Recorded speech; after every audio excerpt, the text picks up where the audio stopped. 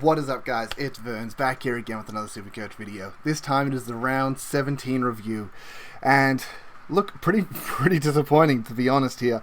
I cannot believe we went back ranks again, and pretty significantly as well. 2,300 spots. Look, we dropped to 2247, which I know was not good, but wow, this was very disappointing. There's a lot of commonly owned players that went massive, and it's just the way it is. We know we're running a lot of pods in this, so if our pods don't fire, we get punished. I made the wrong call as well with the captain. I talked about Luke Ryan VC into one of the Brisbane boys. Unfortunately, I chose the wrong Brisbane boy. But we'll jump into it, and I'll show you exactly what I mean. So this is how the team looked going into the week. There's a lot to address in regards to injury news. I'm just going to scroll down with this. Probably just keep it on the full team, keep it how it is. Looks like a good view. It was awesome to have Caulfield back. That was obviously cool. English going massive was cool. Kruger covered for Fisher, which was fine. People had Cordwell coming in, and he scored massive. I'm just going to quickly jump to the players, and we'll just look at a lot of these players that I don't own that are highly owned this round that just pumped me. Lockie Neal, 179. Not hugely owned. I think he's actually quite high owned in the top 5%. It doesn't look it overall, though. So I'm just going to quickly jump in the top 5% to see Lockie Neal's ownership number. Sorry, this isn't... I probably should have had this information prepped on the side, but I did not. I'm just going to quickly filter for Brisbane players just so we can see that in the top 5%. Lockie Neal, yeah, owned by 33% of the top 5%. So that was pretty punishing in that retrospect. Just going to quickly jump back, take the filter off. Obviously, Rosie, I know a lot of people got on as a 23rd player and rewarded them massively with a huge score. Butters was good for us. Merritt, yeah, owned pretty highly in the top 5 to 1%, punished us. Sheasel, basically owned by 100% of like the top 5%, 60% of the competition, smashed us. As I mentioned, Cardwell was traded in quite heavily. McKercher actually not too heavily, but for those that did get on him, really well done there. But yeah, just as you can see, not many of my players in this top, like even 20. Even this top 30, I don't really own many players. Jackson had a good week, so that's always punishing. Someone I did consider, just for a bit of ruck cover. Young still owned a decent amount. Yeah, Cherry had a big one. Yeah, as you can see, like I just don't have many players up here in this upper echelon of players. Like we've gone down to top 50. How many did I have if we go up from top 50? 1, 2, 3, 4, 5. We had 5 players in the top 50 scorers this week. Yeah, we got pumped. It was not a good week for our team, and as I said, a lot of players were highly owned that we just didn't have, so it really sucked. Now, this isn't the season C's VCs and C's that I did. I did VC Ryan. I don't know why it's on Dacos now. Maybe I played around with it a little bit. I think Dacos is very obvious this week, actually. So, yeah, I've definitely played around with it. But then there's Zorko 84, very punishing. Could have gone for Dunkley. He's been on a hot streak, but thought Zorko was safer. But in reality, Zorko has pumped out some 60s recently. But I did think Zorko at the Gabba, averaging like 130. Didn't see this coming. This was unexpected and very, very poor for us, which sucked. McGovern injured. I'm pretty sure I saw that he's out 6 to 8 with like fractured ribs and punctured lungs. So he's just like, so I probably have to trade McGovern. Waiting for injury news today, but we will play around a bit with him. Yeah, Holmes was under as a pod. Martin was actually the best scoring defender we had, which is crazy. Anderson was a bit under. I mean, I really thought the whole thing with getting Anderson is, yes, he's really good at home. But then 3 of his away games were against like the bottom 3 teams, and I thought, okay, so if he's good at home for 4, he's got 3 of the bottom 3 teams away. Then out of these final like 9 to 8 games, he should be looking at like a lot of up scores. But yeah, that was a bit disappointing to get the 91. The other positive with Anderson is if he can go 91 away from home, 90 away from home and 140 at home, then it still averages out to like a 115 average, which is pretty good, especially because a lot of the mids have been pretty hit and miss at the moment. But speaking of hit and miss, Dawson down on 60. Oh, God, that hurts. Tom Green's actually rocketing back up in price. There's a lot of players I just want to trade right now, and you definitely can't. But Green had a few good weeks. The 96, that's fine with. Steele, the 102 was actually slow. I think it was 108 and then basically went off with like 8 minutes left, came back with like maybe 3 or 4 and then didn't touch the ball. So ended up just scaling down like 6 points at the end, which was a bit rough. Butters obviously was massive as well with Rosie. Gorn potentially gone for 2 to 3, maybe 1 to 2. English had a good week at least, so positives. Yeah, it's just a rough week. Reed's been unders for the last 2 games he's come back. He hasn't been great. They're at Optus this week. Hopefully he can bounce back. But I wonder if he gets the berry tag. Oh man, I hope it goes to Yo, but like, oof, that would be rough. And if he gets off the chain, it might end up going switching to him later on. Sexton, very disappointing. Honestly, I was really holding him with a good role, hoping for better, and this is very disappointing. And I would love to trade him, but there's too much I have to worry about. So yeah, that's sort of how we looked like, guys. Pretty punishing week for us. Pretty punishing week. And as I mentioned, if I want a 23rd, I've really just got to hold fat with Kruger and Dowling and hope they get another 150k on what they've already made if I want to even get close to a 23rd. But I guess we have to consider. So McGov sounds like he's definitely out. Like, he's just got to go. So if we move out McGovern, the players I want, I mean, obviously I got to look at who I can even afford. Well, I guess let's move more than McGovern. At the end of the day, Sinclair, we all know I want Sinclair, and I definitely would love to make a way to make Sinclair happen. But he's now 600 and almost 40k. Like, it basically is going to cost me an extra 100k to get onto Sinclair, which means I almost have to downgrade someone. So it's not worth that kind of sideways, unfortunately.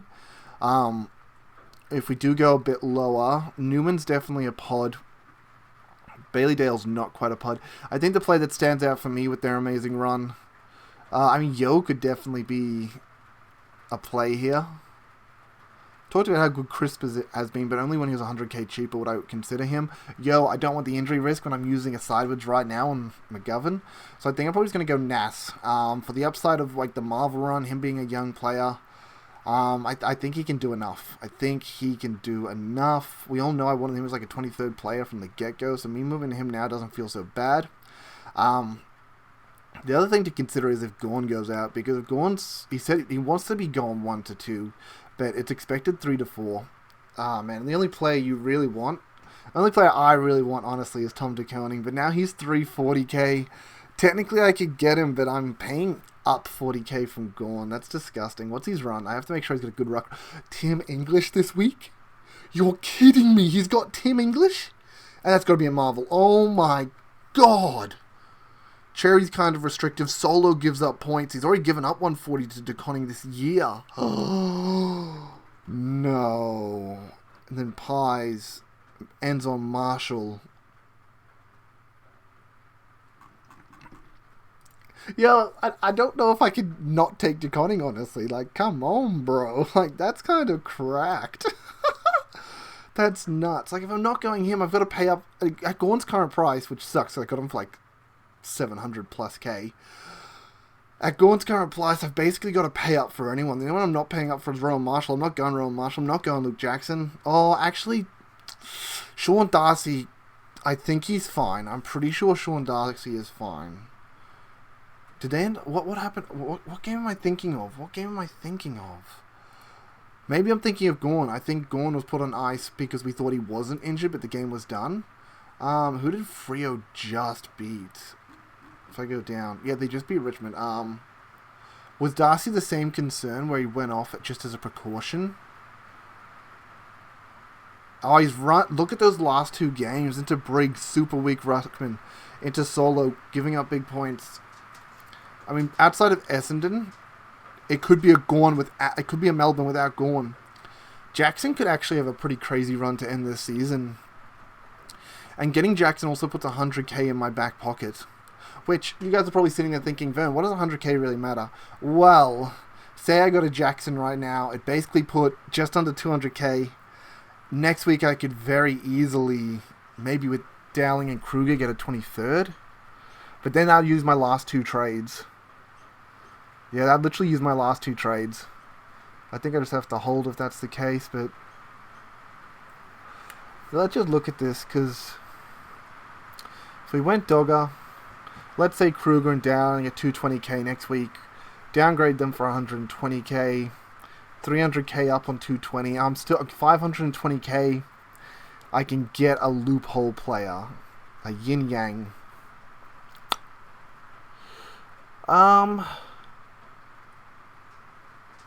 That's not the worst case scenario. Gets me a 23rd and then I'm out of trades though, and that kind of hurts. That kind of feels bad. Sorry, my dog's being really cute to the side. Yeah, I don't know. I think maybe I just don't worry about Dogger. Really, his main appeal is his price more than anything if I'm bringing him in on the ruck line. That's a good fixture too, which is kind of cool. Could Briggs be finally in form, baby? Could this be it? Also a cheap man coming in. Yeah, just under 500k. He's been awful all year. What's his average? 92. It's really bad. Finishes off with English, which is cool. Could be a Melbourne without Gawn. I'm probably not doing that. Let's stop talking about things I'm probably not going to do. Let's be honest. The only guy I would consider getting out for Gawn is DeConning with his upside, I think. It'd definitely be DeConning with his upside. And I think also English this week. I just can't help but lick my lips at that. Like, that just seems unbelievable. That really does seem unbelievable.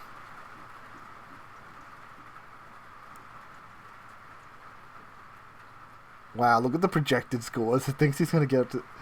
That's nuts. Okay, I mean, that's something for me to think about, guys. I think the obvious trade for me is McGovern to Nas. That's the trade I'll probably make.